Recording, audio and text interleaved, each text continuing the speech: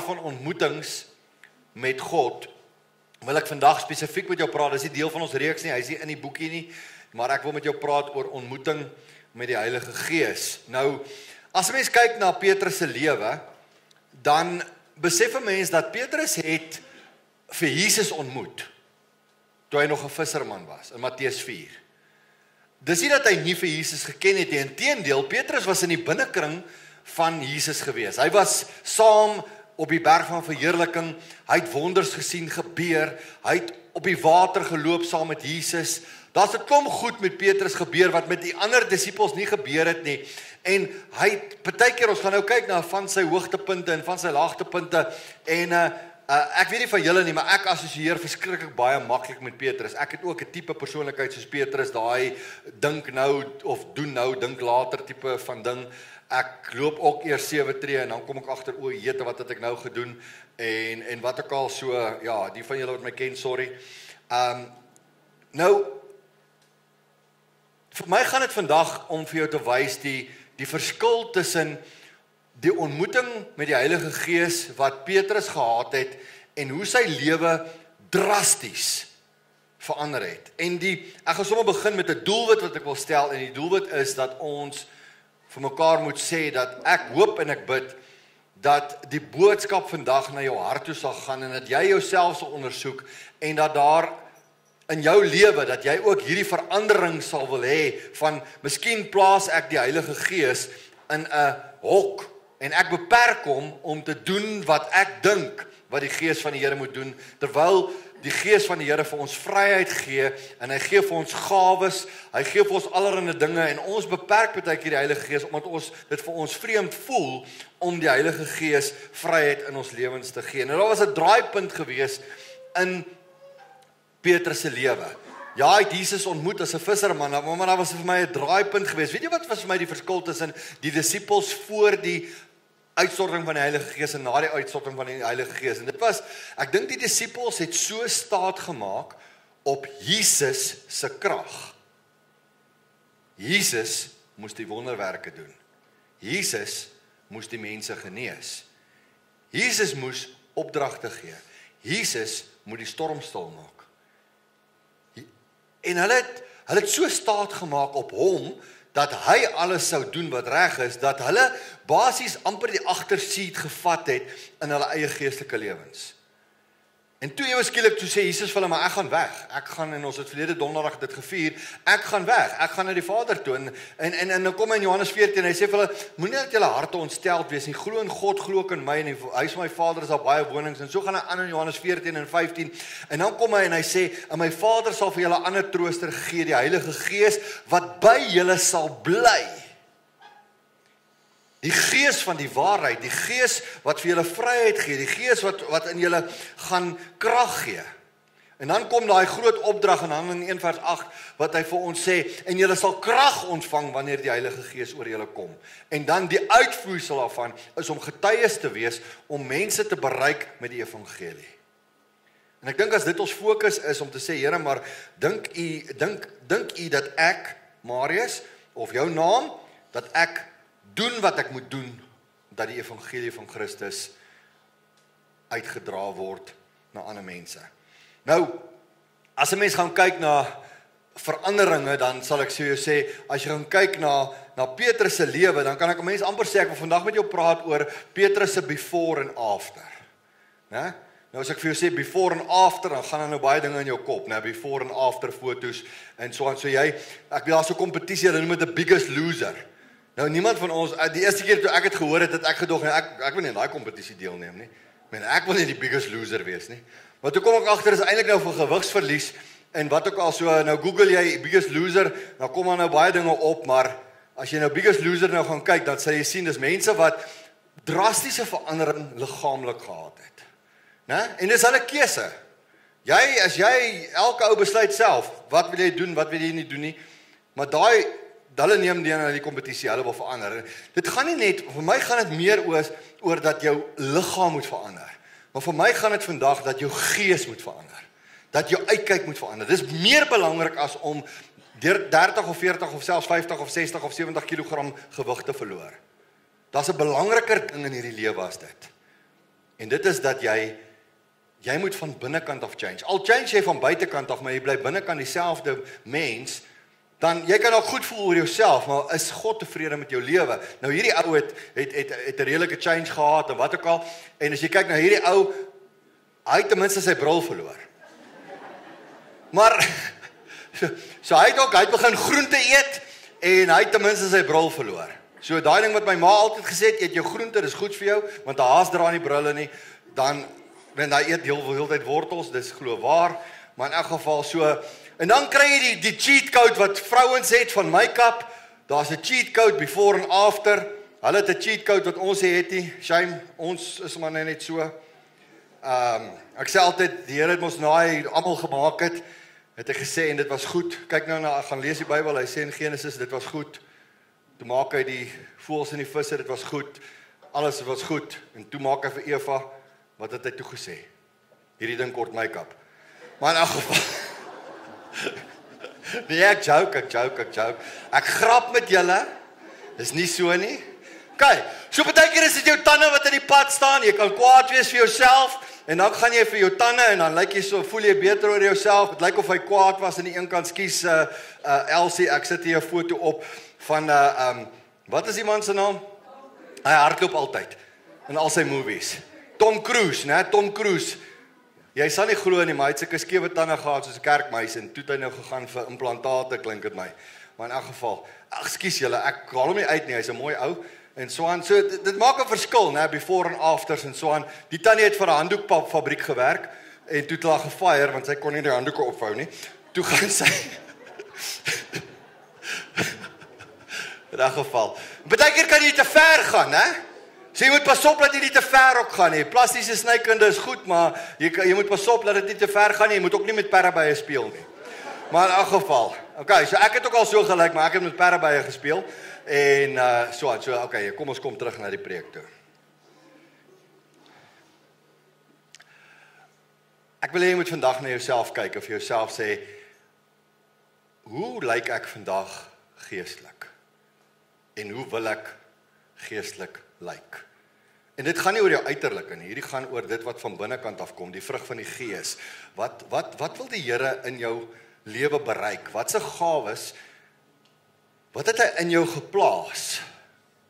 Met wie skuur jy elke dag skouer, wat jy dalk nie deur vir hulle te preek nie, maar net deur om 'n voorbeeld te wees. Ons almal kan nie praat voor mense nie, maar ons almal kan 'n voorbeeld wees vir mense, deur dit wat die Here in jou hart bereik het. So, ek gaan met jou vandag praat oor Petrus se before en after, maar omdat ek en jy baie keer baie maklik met Petrus kan assosieer, wil ek vir jou vra dat jy moet gaan mooi kyk na jouself. As ek vir jou sê Petrus, as ek net die woord sê Petrus, ek gaan by jou hoor, wat dink jy dadelik aan? Sê gou. Die verloner. Sari sê die een wat vir Jesus verloon het, né? Dis wat Sari sê. Waar dink julle nog? Impulsief. Daar's 'n woord, impulsief. Waar dink jy nog? Rots. Daar's iets positief. Dink aan hom as rots. Jesus het gesê, jy's Petra, die rots, op jou sal ek my gemeente bou. Dis positief. Maar is dit nie so dat ons baie keer as ons aan Petrus dink, dan dink ons aan verlonaar, ons dink aan 'n ou wat gesink het, ons dink aan 'n ou wat 'n klomp foute in sy lewe gemaak het. Maar min van ons, as ek sê Petrus, dink jy aan Pinksterdag. Dink jy aan iemand wat onverskrokke opgestaan het op Pinksterdag en vir die hele Jerusalem gepreek het, sonder om bang te wees. Ons vergeet dit. En weet jy wat, net daai selfe potensiaal het Jesus in hom gesien. Ek wil jy moet gou met dit settle in jou hart. Jy's baie keer baie hard op jouself. En jy dink aan al jou foute. Hoeveel keer het ek al geval? Hoeveel keer het ek op die water geloop en dalk 3 tree gegee en geval? Hoeveel keer het ek impulsiewe besluite geneem? Hoeveel keer het ek al verkeerde goed gedoen? En jy's baie hard op jouself om aan daai tipe goed te dink. Maar as ek aan Petrus dink, moet ek nie eintlik dink aan Petrus die sukkelaar, Petrus die verlonaar, Petrus die ou wat gevlug het, wat nou vir Jesus gesê het by die avondmaal, ek sal vir u sterf, al sal almal weghardloop, ek sal nie weghardloop nie. Toe sê Jesus vir Petrus, wow, hierdie ding van ek gaan nie lekker werk nie. Want jy sien hy wou dit in sy eie krag gedoen het. Jesus van voor die haan kraai, gaan jy my 3 keer verloon. Ek wil nie gou ietsie regstel, ek doen dit ook baie keer. Ons sê altyd voor die haan 3 keer kraai. Dit is voor die haan 1 keer kraai, sal jy my 3 keer verloon. Dis net interessant. Net just remember that. Okay, voor die haan kraai sal jy my 3 keer verloon. Die haan het nie 3 keer gekraai nie. Petrus het 3 keer gekraai. Okay. Hier sê 'n ou wat nou in Getsemane gestaan het met 'n swaard en Malchus se oor afgekap het, toe die Popo die venster te hol hy weg. En net vroeër het hy gesê, ek sal doodgaan vir u. So, baie keer, wanneer ons uit onsself uit operate, op my manier van dinge doen, en my vooropgestelde idees, hoe ek dink, dan maak ek wat Petrus gemaak het. Maar ons kan nie daarby bly nie, julle, daar was 'n 180 grade draai in Petrus se lewe gewees. Daar was 'n 180 gewees. Hy het van 'n egosentriese, amper persoon met 'n impulsiewe, wat besluite geneem het om homself, alles het om homself gegaan. Ewe skielik toe word dit, alles gaan oor Jesus. En daar's groot verskille. So ek wil hê, jy moet vandag dink aan, wat is die verskil tussen my krag versus God se krag? Handelinge 1 vers 8 sê, en julle sal krag ontvang wanneer die Heilige Gees oor julle kom. Dit was 'n voorspelling voordat Jesus opgevaar het na die hemel toe. 10 dae voor Pinkster het hy vir hulle dit was Jesus se laaste woorde wat hy vir hulle gesê het. Daar's nou verskillende mense wat verskillende maniere dit neergeskryf het, maar van die goedes wat hy gesê het was, gaan heen en verkondig die evangelie aan alle nasies, doop hulle, leer hulle, lei hulle, maak disippels, lei hulle op, maak hulle deel van die koninkryk. Dit was die opdrag gewees. En as julle getwyfel het, julle sal krag ontvang wanneer die Heilige Gees oor julle kom, en julle sal my getuies wees in Jerusalem en Judea en Samaria tot in die uiterstes van die aarde. Dis deel van Jesus se closing argument, kan 'n mens maar amper sê, wat hy vir sy volgelinge gee. Maar partykeer operate ek en jy, en ek sê nie jy nie, ek sê ek en jy, in ons eie krag, in plaas van God se krag. So, Petrus is vir my 'n voorbeeld van presies dit. So, as jy op 'n dieet is, ek het so 'n personal trainer gehad, ek train nie meer by hulle nie, by haar nie, en dis my eie skuld, dis leigheid. Maar Carmen het altyd gesê, Carmen Roberts, as jy haar ken, vir my best in the West, maar dis net ek wat dit sê. Sy het altyd gesê, dan sê sy vir my, Marius, hoe het gegaan hierdie week met die oefenprogram en met die en daai, en dan sê ek van nee, dan het ek nou so 'n bietjie gekroek en nou nie gedoen wat ek moet doen nie, en sê ek vir haar, nee, ek het nie alright gegaan. Sê sy vir my, het jy mooi geëet, het jy skoon geëet? Sê ek, nee. Dan sê sy, op wie se dieet is jy? Op myne of joune? Dan sê ek, nee, ek is op ons in. Ek meen jy twee so bietjie.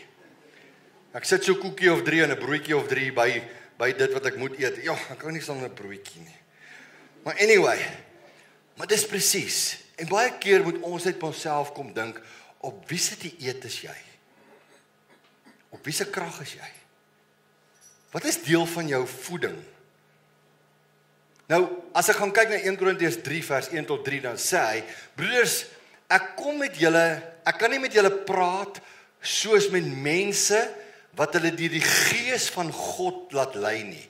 Ek moes praat soos met wêreldse mense, soos met kindertjies in die geloof in Christus.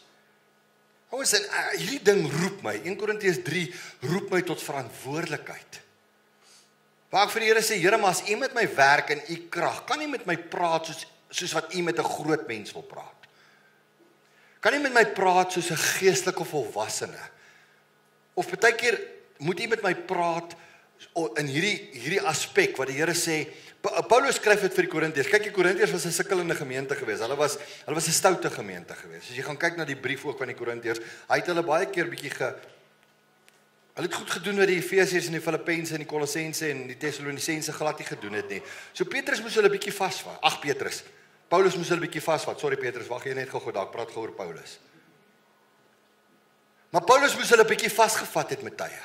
En nou sê hy vir hulle, vers 2, hy sê ek het julle met melk gevoed en nie met vaste kos nie, want julle kon dit nog nie verteer nie. En julle kan dit ook nou nog nie verteer nie, want julle is nog wêreldse mense. Wat ek wil vir jou vra, as God met jou praat, as ons dink aan Pinksterdag, ons dink aan die uitstorting van die Heilige Gees, ons dink dat God se Gees vir ons gegee is, en dat ons die voorreg het, dat die Heilige Gees in ons woon. Hoe kan die Here met ons praat? Hoe laat ons hom toe, dat hy met ons praat?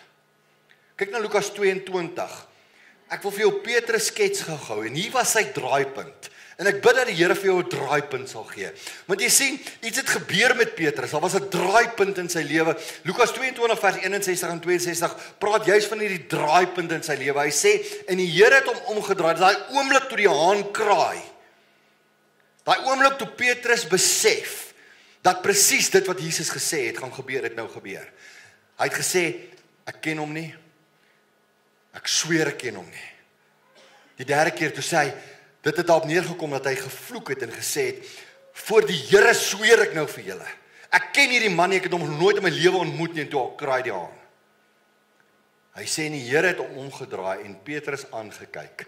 Kan jy imagine? Kan jy dit imagine, die oomblik wanneer hy sê, ek ken hom nie, ek sweer ek ken hom nie. En die volgende oomblik kraai die haan, en Jesus kyk vir jou. En julle twee maak oogkontak, dis wat hier gebeur het. Daar was oogkontak tussen hom en Jesus. Hy sê, en die Here het omgedraai en Petrus aangekyk. Toe val dit Petrus by wat die Here vir hom gesê het. Voordat die haan vannag kraai, sal jy my 3 maal verloon. En Petrus het buite toe gegaan en bitterlik gehuil. Ek kry hom jammer. Ek kan net imagine hoe dit moet wees. Ek sit myself in Petrus se situasie, ouens, ek sit myself daarin en ek dink by myself, hoeveel keer het ek al, Marius wat hierso staan, vandag op hierdie verhoog, hoeveel keer het ek al, nie jy nie, ek al, foute gemaak, wat ek moes omdraai, en vir die Here sê, Here, ek is jammer, ek het nou 'n hierdie groot fout gemaak. Vergewe my. Sorry. Imagine as Jesus jou in die oë kyk in 'n oomblik, en dis wat Petrus se draaipunt was. Petrus se draaipunt was hy oomblik toe hy oogkontak maak met Jesus. Ek bid dat jy vandag oogkontak sal maak met Jesus Christus. Mag jy vandag oogkontak maak met hom, dat daar 'n draaipunt in jou lewe sal kom, en dat ons sal omdraai, en die verskil tussen Lukas 22 vers 62, en hierdie ou, wat ons nou ontmoet in Handelinge 2 vers 14, toe staan Petrus saam met die 11 ander apostels op, onder die leiding van die Heilige Gees. Hy spreek die mense toe, hy sê, Jode, en julle wat almal in Jerusalem woon, ek moet vir julle verduidelik wat hier gebeur het. Luister nou na wat ek gaan sê. Is dit dieselfde Petrus? Is dit dieselfde Petrus wat gesê het, ek sweer ek ken hom nie, net 'n paar dae terug? Is dit dieselfde Petrus wat weggehardloop het? Is dit dieselfde Petrus wat gesê het, ek ken hom nie, is dit dieselfde Petrus wat voorvarend genoeg was om te sê, almal gaan weghardloop, maar ek sal nooit in my lewe u los nie? Is dit dieselfde Petrus wat die bokamer toegesluit het, sodat die Jode hulle nie in hande kon kry nie? Daai eerste aand, nadat Jesus dood is, daai eerste Sondag aand, lees ons, hulle die deure gesluit omdat hulle was bang vir die Jode. En nou sê hy vir daai selfde Jode, nie ver van die kruis af nie, 'n paar 100 meter van Golgotha af, 'n paar 100 meter van Getsemane af, 'n paar 100 meter van daar waar hy weggehardloop het vir God en God se roepstem, staan hierdie selfe ou nou, en hy sê, Jode, luister vir my. En hy preek vir hulle. Dieselfde Petrus wat bang was, dieselfde Petrus wat weggehardloop het. Hoor jy wat ek vir jou sê? Put it to practice. Dis al wat ek vir jou kan sê. Put it to practice. Hoekom vrees ons dan? Hoekom is ons bang? Hoekom is ek bang om vir my familie en vir my vriende en vir die ouens by die braai en die ouens by die rugby en die ouens in my kantoor en almal te sê dat ek is 'n kind van God? Hoekom is ons bang vir hulle? Hoekom moet ons altyd onder die radar beweeg as Christene? Dis nie wat God vir ons beplan het nie, want ons sit onsself in 'n hok. En is die teenoorgestelde van wat God bedoel het toe hy gesê het, julle sal krag ontvang wanneer die Heilige Gees oor julle kom en julle sal my getuies wees, want ek wil vir jou vandag goeie nuus gee, mislukking is nie finaal nie. Mislukking is nie finaal nie. As dit waar was Petrus goners gewees. Weet jy wat, dit wat hy vir Jesus gesê het, voor hy vervul was met die Heilige Gees, en die Heilige Gees oor hom gekom het waar geword. Hy het gesê, ek sal vir u sterf. En hy het. Later jare het hy. Jy kan dit gaan lees ook. Jesus het op 'n stadium nog gepraat, hy het gesê, hulle gaan jou hande boei en hulle gaan jou lei na 'n plek toe waar jy nie wil wees nie. Met die oog op hoe danige dood Petrus sou sterf. Weet jy dat Petrus was so braaf gewees toe hom wou kruisig, toe sê hy, nee, ek is nie waardig om te sterf soos my Heer nie. Kruisig my onderste bo. Ek kan nie regop gekruisig word nie. Hierdie selfe Petrus. Mislukking is nie finaal nie. Die hanekraai was net die katalisator gewees tot die omdraai van Petrus. Soos jy 'n hanekraai oomblik in jou lewe al gehad het, wil ek vir jou sê, moenie dat die hanekraai die einde van jou lewe wees nie, want mislukking is nie finaal nie. Laat die hanekraai 'n wake-up call wees, soos in Lukas 22 vers 62. Laat dit eerder 'n wake-up call wees. Gaan eerder nou uit en gaan hardloop uit en gaan huil bitterlik daar buitekant en maak reg met God. En vra vir hom, Here, stuur u krag oor my, dat ek vir u 'n getuie kan wees. Moenie dat die hanekraai die einde wees nie, maar dat eerder 'n katalisator wees. Rassie Erasmus het vir die Springbokke gesê, nadat hulle een keer verloor het, toe sê hy vir hulle in die change room, onthou hoe jy nou voel. Wil jy ooit weer so voel? Gemaak reg.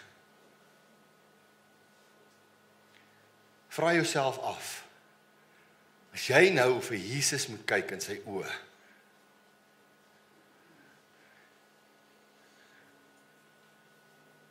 hoe voel jy? Moedeloos, maar nie oorwin nie. Dis soos 'n Rocky movie, hy's geslat, die bloed loop, die oë is toegeswel, hy lyk asof hy sy knie maak al so, en dan ewe skielik, né? Hy's moedeloos geslaan, hy's pap geslat, maar hy's nie 'n knockout nie. Petrus was moedeloos en Jesus het dit geweet.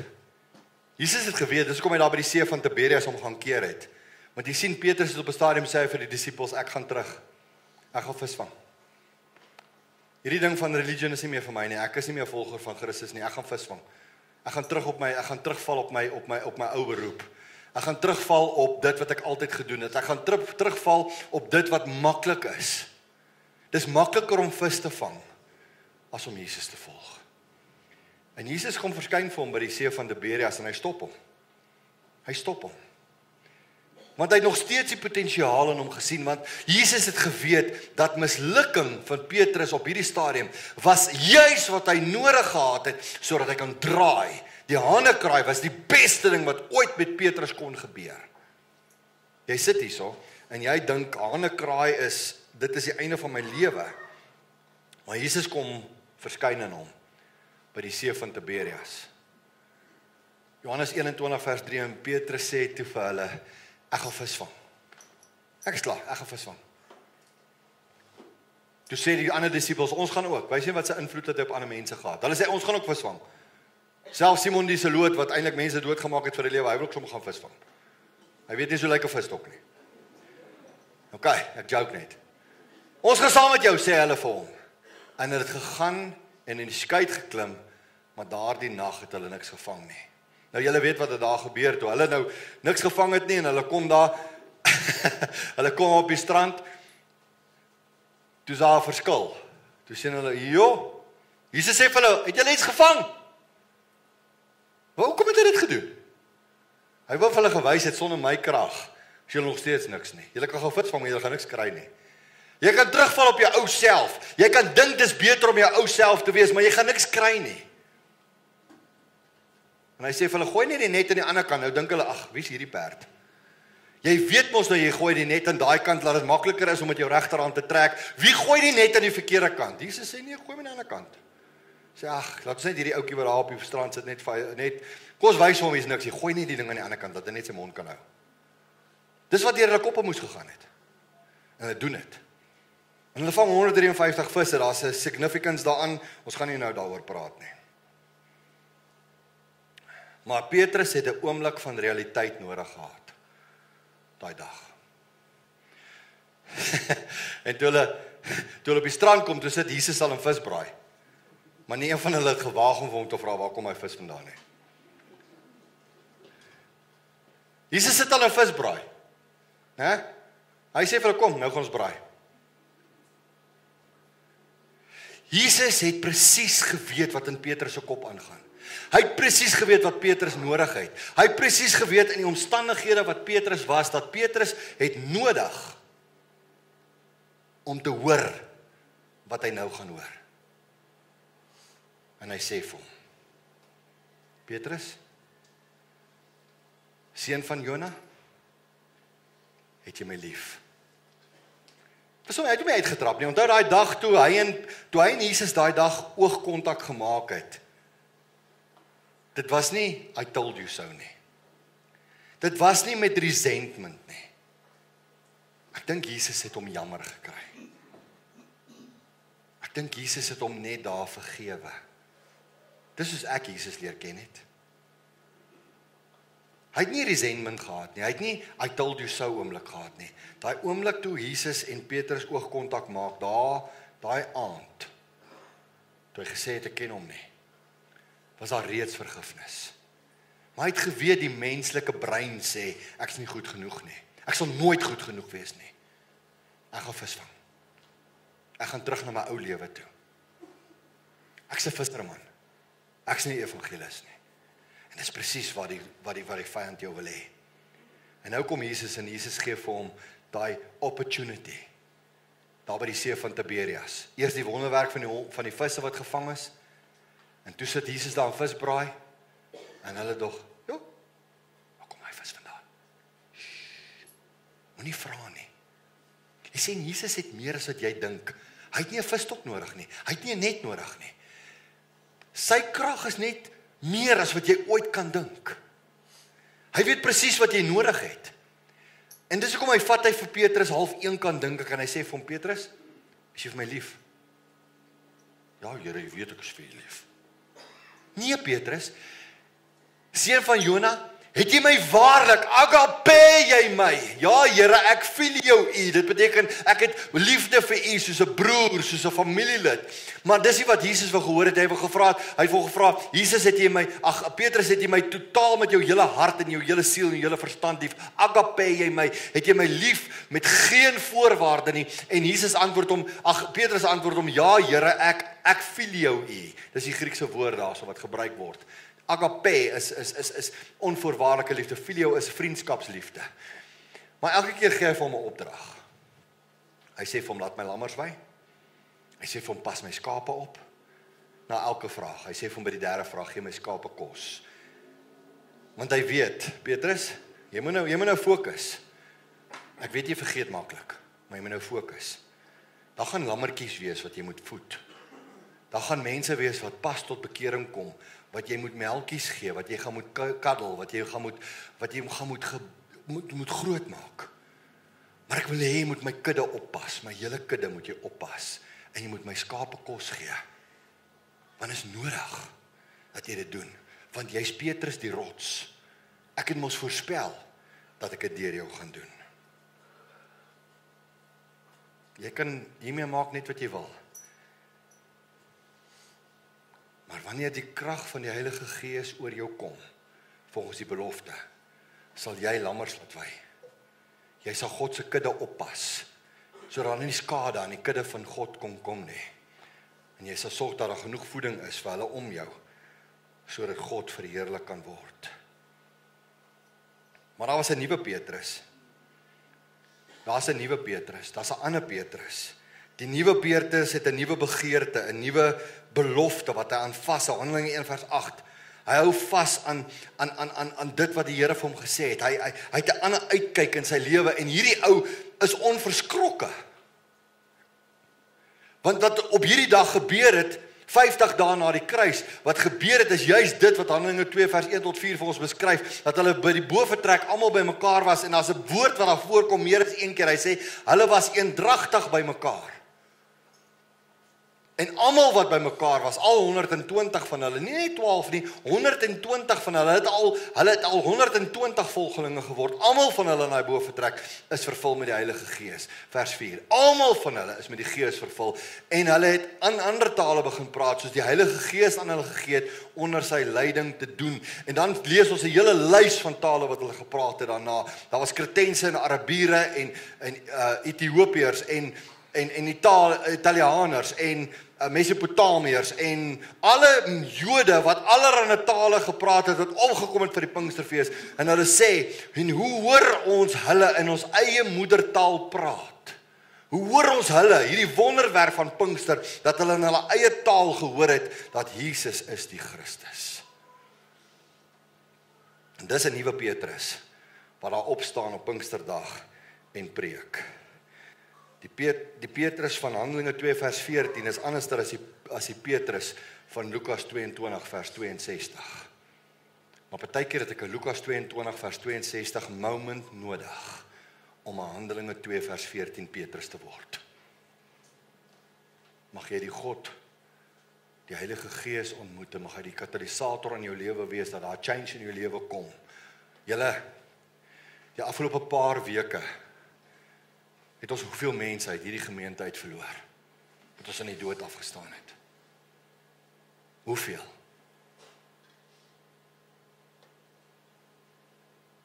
Daai mense het nie geweet nie. Wanneer en hoe nie. Wie van ons is volgende? Wie van ons wat hier so sit is volgende? Wie se naam gaan volgende op die bord wees? Een van ons se naam is volgende op die bord.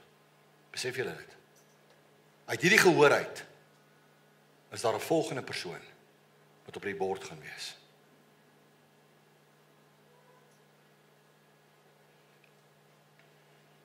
Is tyd dat ons nuwe Petrusse word. Is tyd dat ons onverskrokke die evangelie van Christus verkondig.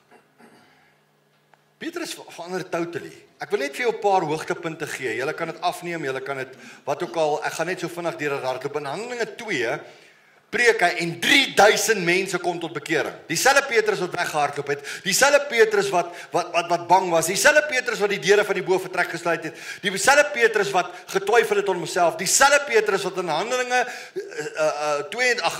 Lukas 22 vers 62 die hanekraai gehoor het, oogkontak gemaak het met Jesus, uitgehardloop het, gaan ween het, ek dink werklik sy lewe vir die Here gegee het.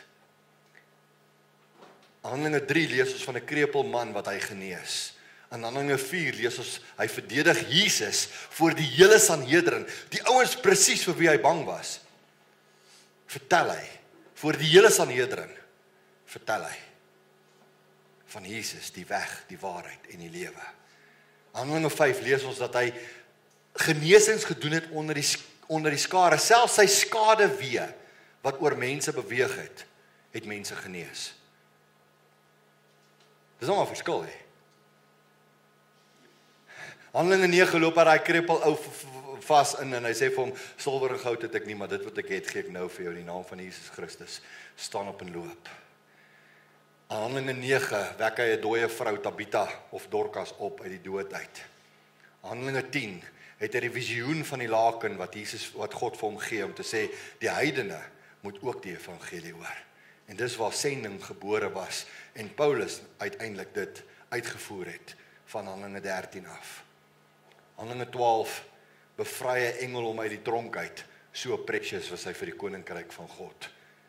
Sien julle die verskil? So wat 'n Petrus wil ek en jy nou wees? Ek wil net vir jou sê, jy's precious vir Jesus. Glo jy dit? Wil jy moet ietsie doen?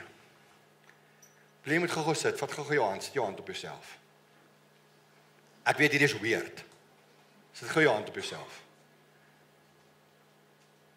Sê vir jouself, ek is belangrik vir God se koninkryk. Ek hoor niks. Kom ons draai weer. Ek is belangrik vir God se koninkryk. Was Petrus belangrik vir God se koninkryk? Glo jy dit? Dink jy jy's belangrik vir God se koninkryk? Ek hoor niks. Dankie. Ouers, dit help nie ons praat oor hierdie goed nie. Dit help nie as teorie nie. Jy moet die stap en jy moet 'n katalisator hê van 'n oomblik wat jy gaan sê, ek gaan in die krag van die Gees van God opryd. En as jy onseker is, moet jy dit gaan soek. Dan moet jy na jou bovertrek toe gaan en jy moet hom gaan soek. Soos wat hulle gedoen het, die 120 vir 10 dae lank het hulle hom gesoek. Daar's 'n paar tips uit Petrus se pen uit, wat ek wil hê wat jy moet gaan lees so met die tyd.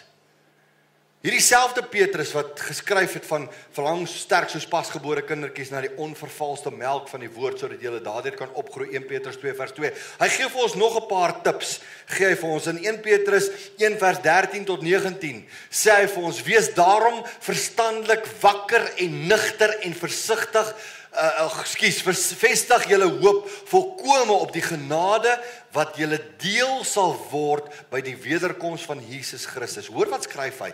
Dis nadat Petrus verander. Hy sê, as gehoorsame kinders moet julle nie julle lewe inrig volgens luister mooi, die begeertes wat julle vroeër gehad het toe julle nie God geken het nie. Nee, soos hy wat julle geroep het, heilig is, moet julle ook in julle hele lewenswandel heilig wees. Moenie skrik vir die woord heilig nie.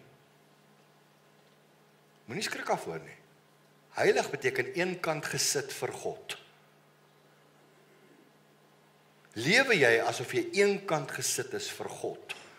Hoor wat sê Petrus nog vir ons in 1 Petrus 2. Ek gaan net vir jou 3 voorbeelde gee. Daar's baie meer, maar ek gee net vir jou 3 voorbeelde. Die volgende een is 1 Petrus 2 vers 9 en 11. Hy sê julle daarin teen. Hoor die teenstelling. Hy gee teenstelling in die vorige verse en dan sê hy vers 9 sê hy julle daarin teen is 'n uitverkore volk, 'n koninklike priesterdom, 'n nasie wat vir God afgesonder is, heilig is, afgesonder is. Die eiendomsvolk van God. Die volk wat die verlossingsdade moet verkondig van hom wat julle uit die duisternis geroep het na sy wonderbare lig. Hoor wat skryf Petrus? Want hy het 'n ondervinding gehad dat hy dit nie gehad het nie en ewe skielik is daar krag in hom en hoor wat skryf hy? 2 verse aanskryf hy, geliefdes, in die wêreld is julle vreemdelinge en bywoners. Daarom dring ek by julle daarop aan om nie aan die sinnelike begeertes toe te gee nie. Dit verwoes net 'n mens se lewe. Hierdie selfde Petrus kom tot 'n konklusie in sy lewe dat hy sê, dit help nie ons gee oor in ons vleeslike begeertes die hele tyd nie, want dit is nutteloos. Is dit dieselfde ou wat weggehardloop het hierdie? Nee, dis nie dieselfde ou nie, hierdie is 'n changed person. 2 Petrus 2 vers 2, jy kan 1 Petrus 2 vers 2 ook gaan lees, maar 2 Petrus 2 vers 2 sê, baie mense sal hulle losbandigheid navolg en deur hulle toedoen sal mense kwaad praat van die weg van die waarheid. Ouens, en hierdie was vir my 'n knockout geweest toe ek dit gelees het. Hoor wat sê Petrus? Onthou, Jesus en die volgelinge was genoem die weg. Jesus moes sê, ek is die weg, die waarheid en die lewe. So net nadat Jesus gekruisig is en hy opgestaan het en opgevaar het, voor hulle Christene genoem was vir die eerste keer in Antiochië, was hulle mense van die weg genoem. The way. Hoor wat sê hy? So hy sê, baie mense sal hulle losbandigheid navolg. Dis mense sonder die krag van die Heilige Gees. Hy sê, en deur hulle toedoen, sal mense kwaad praat van die weg van die waarheid. En dit roep my tot verantwoordelikheid, dit roep jou tot verantwoordelikheid. Hoe tree ek op dat mense kan kwaad praat van die weg, of dat hulle goed praat van die weg? Dis Petrus se tips vir ons as kinders van die Here vandag. Ek het met jou vandag gepraat oor Petrus se ontmoeting met die Heilige Gees. mag Pinksterdag vir jou en vir my 'n dag wees wat ons net gaan stil word op 'n stadium vandag iewers en net sê, Here, ek soek daai krag. Ek wil so change soos Petrus gechange het. Ek wil so en dalk as jy klaar in daai situasie wat jy voel, maar ek het hom verloor. Daar's vir my geen hoop nie. Onthou net, mislukking is nie die einde nie. Dis nooit finaal nie. Dis dalk die begin, soos in Petrus geval, van iets wonderliks wat hy vir jou en vir my wil gee. God se wil vir jou is vrug. God se wil vir jou is gelykvormig wording aan die beeld van sy seun. Hy sê dit vir ons in die Bybel. God se wil vir jou is groei. God se wil vir jou is krag. God se wil vir jou is om te lei, nie met 'n lang y nie, met 'n EI, om leiding te gee. Kyk, daar's 'n verskil tussen lei en lei, EI. God wil hê ons moet EI lei. God wil hê ons moet ander mense leer. God wil hê ons moet ander mense bedien. En ons moet hom dien met ons hele hart en ons hele siel en ons hele verstand. En die enigste manier wat jy dit kan doen is onder die leiding van die Gees van God. Ek wil jou vra, vat 'n oomblik voor ons die nagmaal gaan bedien. Die mense kan die nagmaaltafel gereed kry. Voor ons die nagmaal gaan bedien, vat 'n oomblik en bid. En praat met die Here oor jouself. Ons bid, Vader, dat Pinkster vir ons altyd 'n spesiale tyd sal wees. As ons gaan kyk na die betekenis van die Ou Testament van Pinkster, dan was dit die fees gewees direk na die oes, wat die mense gejuig het omdat die oes ingebring is, omdat hulle God geëer het vir die oes wat ingebring is, en dat hulle van die eerste vrugte gegee het, the first fruits gegee het. En Here, op daai dag van Pinkster het U the first fruits gevier deur die eerste mense te vervul met U Gees. 120 van hulle. U die first fruits gereap daai dag van 3000 siele wat by U uitgekom het. En Here, ek bid nou dat die Hawa Familiekerk vandag op Pinkster die eerste vrugte sal gee. Here, en dat ons bereid sal wees om te sê, Here, ek is klaar met my ou mens. Ek is klaar met Petrus voor die kruis. Ek is klaar met Petrus wat weggehardloop het. Ek is klaar met Petrus wat verloon het. Ek is klaar met Petrus wat allerlei verkeerde dinge gedoen het. Here, ek wil nou tot eer van die naam dinge doen. Ons besef dat Petrus was nie 100% perfek, selfs na die tyd nie. Maar Here, daar was 'n massiewe verskil in sy approach. En ek kom bid, Here, dat U ook 'n massiewe verskil in ons lewens sal maak. In Jesus se naam.